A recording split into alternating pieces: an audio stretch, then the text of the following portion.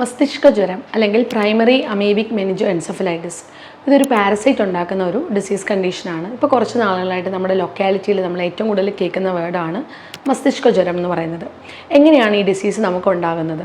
So മെയിനായിട്ടും കെട്ടിക്കിടക്കുന്ന വെള്ളം അല്ലെങ്കിൽ സ്റ്റാഗ്നൻറ്റ് വാട്ടറിൽ നിന്നാണ് കൂടുതലായിട്ട് നമുക്ക് ഇൻഫെക്ഷൻ കിട്ടാനുള്ള ചാൻസസ് ഉള്ളത്.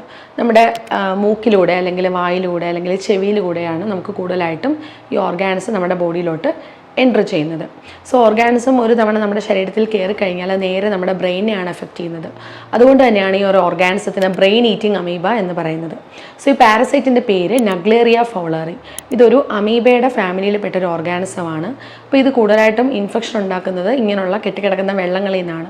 അപ്പോൾ മഴ സമയത്തൊക്കെ നമ്മൾ കൂടുതലായിട്ട് ഇങ്ങനെയുള്ള ഏരിയകളിൽ കുളിക്കുകയും അല്ലെങ്കിൽ അണ്ടർ വാട്ടർ ഡൈവിങ്, സ്വിമ്മിങ് ഇങ്ങനെയുള്ള ആക്ടിവിറ്റീസൊക്കെ ചെയ്യുമ്പോഴാണ് കൂടുതലും ഇൻഫെക്ഷൻ ഉണ്ടാകാനുള്ള റിസ്ക്. സോ ഈ ഒരു ഓർഗാനിസത്തിൻ്റെ ഇൻഫെക്ഷൻ കിട്ടിക്കഴിഞ്ഞാൽ പെട്ടെന്ന് തന്നെ നമ്മുടെ ബ്രെയിനെയാണ് എഫക്റ്റ് ചെയ്യുന്നത്. അതുകൊണ്ട് തന്നെ പേഷ്യൻറ്റ് പെട്ടെന്നൊരു കോമ സ്റ്റേജിലോട്ടൊക്കെ പോകാനുള്ള ചാൻസസ് ഉണ്ട്. അപ്പോൾ ഇതിന് ഇതുവരെയായിട്ടും പ്രോപ്പറായിട്ടുള്ള ഒരു ട്രീറ്റ്മെൻ്റ് ഒന്നും നിലവിലില്ല. അതുകൊണ്ട് തന്നെ ഇങ്ങനെയുള്ള ഡിസീസുകൾ കൂടുതൽ സ്പ്രെഡ് ആവുന്ന ഏരിയകളിലുള്ള മാക്സിമം ഉള്ള കോൺടാക്റ്റ് നമ്മൾ അവോയ്ഡ് ചെയ്യാൻ ശ്രമിക്കണം.